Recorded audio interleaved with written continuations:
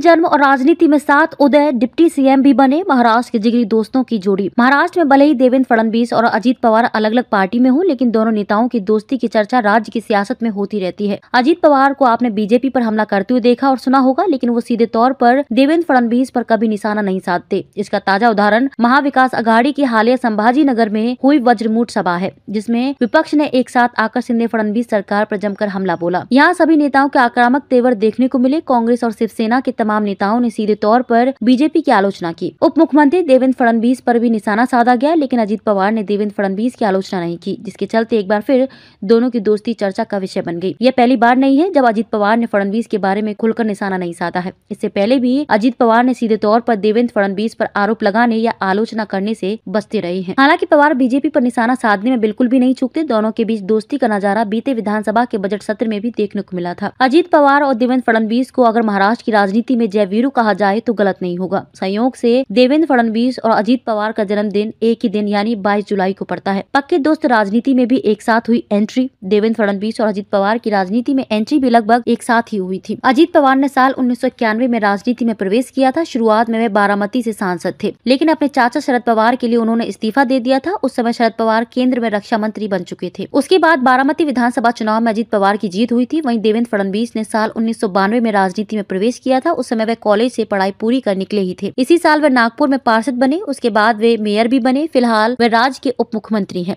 देवेंद्र फडणवीस उस समय प्रदेश की राजनीति में सक्रिय नहीं थे। हालांकि राज्य की राजनीति में प्रवेश करने के बाद उन्होंने अपनी खास पहचान बनाई। देवेंद्र फडणवीस को अजीत पवार का टू द पॉइंट स्टाइल पसंद है। सुबह के शपथ ग्रहण समारोह के बाद दोनों के बीच दोस्ती पर मोहर लग गई थी। विपक्ष में एक अच्छे दोस्त की जरूरत होती है। राजनीति में आपको विपक्ष में भी हमेशा एक अच्छे दोस्त की जरूरत होती है, जैसे विलासराव देशमुख और गोपीनाथ मुंडे थे। उसी तरह से अब देवेंद्र फडणवीस और अजीत पवार की अच्छी दोस्ती है। साल 1999 में जब देवेंद्र फडणवीस पहली बार विधायक बने थे, तब उनका सीधा संबंध अजीत पवार से जुड़ा हुआ था। दोनों की विधानसभा में अच्छी बनती थी। आज भी वैसे ही रिश्ते हैं। देवेंद्र फडणवीस हमेशा अपनी चतुराई से सदन में अजीत पवार को घेरने की कोशिश करते थे। वहीं अजीत पवार भी उन्हें उतनी ही समझदारी से जवाब देते थे। अजीत पवार ने फडणवीस के आरोपों को कभी व्यक्तिगत रूप से नहीं लिया, इसलिए दोनों की दोस्ती आज भी कायम है। सुबह का शपथ समारोह। उसी साल 2019 में 22 से 27 नवंबर के बीच महाराष्ट्र की राजनीति में बड़ा भूचाल आया। इसके लिए भी कहीं न कहीं अजीत पवार और देवेंद्र फडणवीस की दोस्ती जिम्मेदार थी। सियासत में कट्टर विरोधी दल बीजेपी और एनसीपी एक साथ आए थे। दोनों नेता न केवल एक साथ आए, बल्कि उन्होंने राजभवन में सुबह सुबह बिना किसी को बताए मुख्यमंत्री और उप मुख्यमंत्री पद की शपथ भी ले ली। अगर यह प्रयोग सफल हुआ होता तो दोनों दोस्तों ने महाराष्ट्र की सरकार चलाई होती। हालांकि महज 80 घंटे में अजीत पवार और देवेंद्र फडणवीस का यह खेल फेल हो गया। नरेंद्र मोदी पर नरम रुख। अजीत पवार ने बीते सोमवार को एक प्रेस कॉन्फ्रेंस में बोलते हुए प्रधानमंत्री नरेंद्र मोदी की डिग्री के मुद्दे पर भी नरम रुख अपनाया। अजीत पवार ने कहा कि 2014 में क्या लोगों ने पीएम मोदी को उनकी डिग्री के आधार पर वोट दिया था? उनके करिश्मे ने उनकी मदद की और उन्होंने चुनाव जीता। वे 9 साल से देश का प्रतिनिधित्व कर रहे हैं, इसलिए उनकी डिग्री के बारे में पूछना उचित नहीं है, बल्कि लोगों को उनसे महंगाई और बेरोजगारी पर सवाल पूछना चाहिए। उनकी डिग्री महत्वपूर्ण मुद्दा नहीं है। पवार ने सवाल पूछा कि उनकी डिग्रियों की जानकारी सामने आने से महंगाई कम होगी क्या? क्या डिग्री की हकीकत जानने से लोगों को नौकरी मिलेगी?